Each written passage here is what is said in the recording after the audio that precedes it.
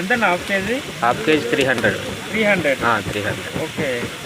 ఇది ఎంత? ఇది ఎంత పడుతుంది ఇందులో? ఇందులో హాఫ్ కిలో.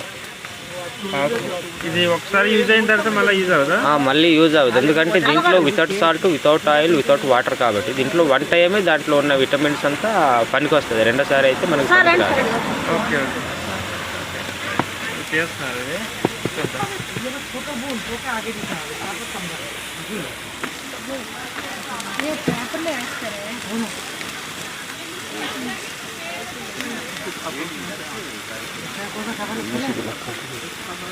హాఫ్ కేజీ అమ్మా అది.